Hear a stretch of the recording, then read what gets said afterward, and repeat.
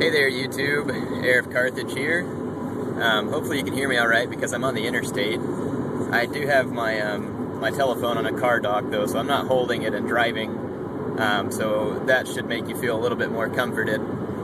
But in any case, I just figured maybe I'd bring you a little update while I was driving home because I don't really have a whole lot else to do, and maybe you can catch a little bit of evening springtime scenery in Arkansas.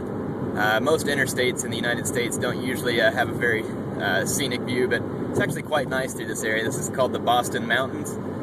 It's actually probably one of my favorite areas of the state, and not just because I live up in this area. Of course, some of the coolest parts of the mountains are actually a little ways further south, so you're not going to be seeing a whole lot right here. But I just wanted to let you know, tonight I'll be uploading some Empire Total War campaign. Just slowly kind of move along with that campaign since the main demand is for Shogun 2 right now. Some of you asked me a lot of questions on that video I just uploaded, the naval battle. Some of you may not have gotten to watch it.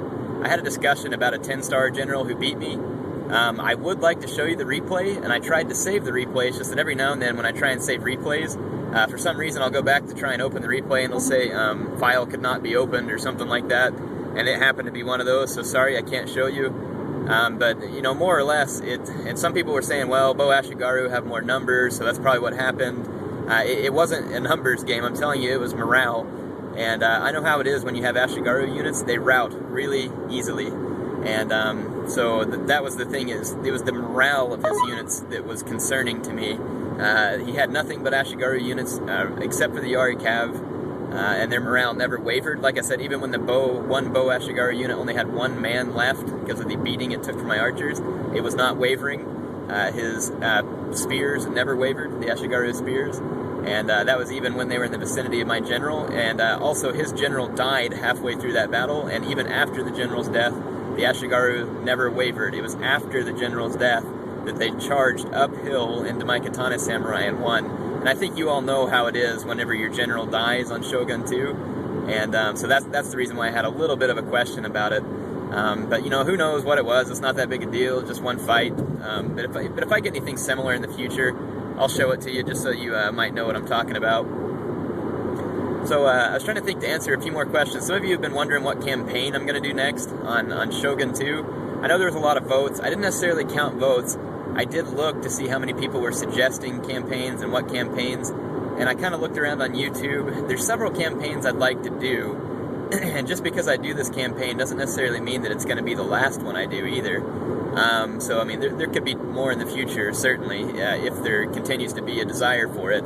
But one of the campaigns that I'm going to show you, or actually I say one of the next campaign I'm going to show you is actually going to be Tokugawa. So for those of you who wanted Tokugawa, I hope you're excited. It is a freaking hard campaign, and I have played it on the hard setting, and I haven't gotten too far, to be honest, because it's a little bit crappy, and then some of you are going to get mad at me. You're going to want me to play it on hard, or you want to play it on very hard, or even legendary. Here's my problems with those settings.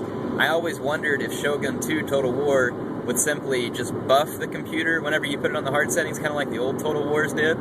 Or whether they would actually use better strategy. Now, they do use better strategy on Shogun 2, but they still buff the units. Just like, say, for instance, I've played Oda campaign and I've played Tokugawa. They start right next to each other. When it's on the hard setting, the Oda start with, like, extra armies that you don't get when you start as the Oda. So that is buffing the computer in order to make things worse than you. And also, they had, like, a full stack of samurai units, not Ashigaru units. They have that full stack of samurai units like 3 turns in, and I know that's not enough time to train them in the Oda campaign, and not to mention that's only one province. There's no way they have the money to pay the upkeep for that kind of army when you have over 100 koku per unit upkeep. And so I obviously can see that CA has written the program to where money is not a factor, or at least not as much of a factor to the AI. And that is kind of angering. In fact, I kind of refuse to play campaigns like that because I don't mind playing things when they're tough, but whenever something's cheating, to me, it's not really a competition. It's kind of like playing against something that's cheap. Now, again, I understand that turning up the difficulty does make the AI make some better decisions in Shogun 2, but still you have that element of crap there, in my opinion. I think that the normal setting on Shogun 2 is actually pretty good balance. Sometimes the battles are a little too easy, but it's not as bad as past Total War games. And then on the campaign map, it's difficult. You get a lot of armies coming at you, but you don't necessarily have just an absolute load of crap playing against you on the campaign. And plus the Tokugawa campaign is much harder, strategically speaking, so having it on normal will make it a more difficult campaign than the Shimazu one. The Shimazu have a much better location. They have a safe base of operations on Kyushu, whereas the Tokugawa are very much surrounded from the very beginning, and they have to fend off a number of very powerful clans right from the get-go. So again, the next campaign will be will be Tokugawa on normal settings. I probably won't film any campaigns unless I do one of the easy ones on hard, just because, like I said, the hard settings kind of cheat, and the Tokugawa campaign is pretty tough as it is. But anyway, I'm looking forward to that one. Now, some of you had some criticisms of my Shimazu campaign, which was okay. You know, I don't mind listening to your criticisms as long as you do it in a you know, non-spiteful way, which you did. Some of you were kind of mad at me because I blitzkrieged instead of taking my time, or you thought I didn't use my agents enough. You have to understand the mindset that I use whenever I'm playing those campaigns, and that mindset is that I'm not worried about how pretty it is. All I know is I have certain objectives, and I'm going to meet those objectives. And I don't really care how I get there as long as I get there. And so one person specifically said, "Oh, Heir, I wouldn't even call that a victory because a couple of turns later you would have gotten beat up." Well, it's true, I would have gotten beat up, but there's no way the computer would have beat me altogether on that campaign. So again, I'm not really concerned about what it looks like because, like I said, the objective was 25 provinces, including Kyoto, and I met that objective. So if some of you don't like the way I do it, I'm sorry. That's just the way I like to get it done, and the way that I wanted to play that campaign. Now, I do make mistakes from time to time as well. I admitted that on several of the videos and showed you that. So hopefully you you can just get past that. Obviously, one thing I think that a lot of people think is because I make YouTube videos is that I must be like one of the best players, or I think I'm one of the best players. And neither one of those statements is true. I neither think I'm one of the best players, nor do I believe that I'm one of the best players. I'm just doing it for fun and trying to help out beginners. I would say that I am probably a moderate to good player on any of the Total War games, and so my videos are geared mainly for entertainment and for the helping of those who are new to Total War. But again, I don't take offense to any criticisms or advice or anything like that people give me. It doesn't make me mad. So by all means, you can say it if you want to. Like I said, no one's saying it in a way that's rude or anything, so it really doesn't bother me. You can see the lights of Fayetteville actually up there ahead of me. Of course, Rogers and Bentonville is to the north of Fayetteville, and I'm driving north, so I've got to go through Fayetteville, and that's actually where the University of Arkansas is. That's where I graduated with my engineering degree, just for any of you who are wondering. So yeah, that's where I went to school. You can see the lights of the school kind of back off up there, although you won't see it in much detail. So yeah, alright, so the Tokugawa campaign, I'm pretty excited about it. I think it'll be fun because the Tokugawa historically obviously were the ones that set up the shogunate. I will read a little bit of history so that I can give you just little tidbits of historical facts, but I'm not going to read into it in huge depth because I don't have time, and to be honest, I'm not like super interested in it, but it is kind of interesting, some of the stories. So I'll try and explain a little bit about Tokugawa. I'm not sure how to say his name. It's like Ieyasu or something like that, Ieyasu. And then Oda Nobunaga, and then actually I think my favorite historical general from those times was probably Uesegi, I think it's Kenshin? Yeah, Uesegi Kenshin, or Kenshin, however you say it, I'm not sure how you say it. Anyway, I think he was my favorite. Pretty cool story behind him, so I really do eventually want to play an Uesegi campaign and show you theirs because it was one of my favorites. But I hope you're excited for that. I'll be bringing you, of course, plenty of multiplayer battles. I'm going to try and get some more team battles and talk team strategy. And then also, what I'll do is the next couple of times I play a 10-star, which is starting to be more frequent because of my rank being higher. I'm now a rank 8. It's a lot more likely that I get matched against 10 stars whenever I do the auto match. So you'll be seeing me play more of those. And I will show you a few where I lose, where I think the player has done a good job strategically. I probably won't show all of them, of course, because some of them I lose because the other person's a 10-star, and that happens sometimes. So I'll try and give you some strategy for how to fight people who have a much better rank than yourself.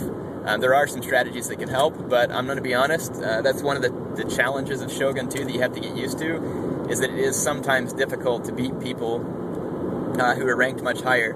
I think there's still some bugs in the classical battle mode, because I tried to fight some classic battles where rather than using your avatar, you just use a regular faction, but it hasn't worked yet. So as soon as CA gets that fixed, of course, I will try and make some battles in the Classic. I'm very much looking forward to it. And the Classic battles to me would be a cool way for the 10-star generals to hang up their veteran units and their avatar and come on equal ground against some of those of us who are of lesser rank. So, but you know, again, I don't have anything against people who got the 10 stars. I'm not railing against them or anything like that. I have quite a few stars myself. I have some pretty powerful veteran units. My Patchy is a very powerful unit. I actually reset his skills tree. I'll try and show you the skills tree and explain maybe some different tactics you want to go out on the skills tree. And Patchy is basically just more of a master bowman now, and I use him, and it's kind of cheap. Some of you might not like the idea, but I actually use him to harass the enemy avatar to try and keep the enemy avatar away from his lines so that he can't support their morale, and that kind of helps me win battles. In any case, I've been talking for a long time. I don't want to bore you forever with just a cell phone video, but I thought you might think it was fun to kind of see me driving around, see the area where I live, and also at the same time me give you an update on what's going on. Sorry I haven't gotten to as many of my comments as I usually try to. It's been a really busy week at work. I'm having to hire someone, and I have to have it done pretty soon, so I've been doing tons of phone interviews, and then I have interviews in person. So I'm really busy, and it's been hard for me to have time at night to make videos and respond to my comments, but I'll do my best to get to those. I do, like I've said it 100 times, a lot of you don't believe me. This cell phone right here I'm recording on, I get all of my email, and YouTube sends an email to me anytime I get a comment, and I do read every single comment that I get. So it is not a waste of your time to leave a comment. I do respond to all those. I'm starting to get more and more personal messages, which is okay. It's just that if I start to get too much more of them, I won't be able to respond to all of them.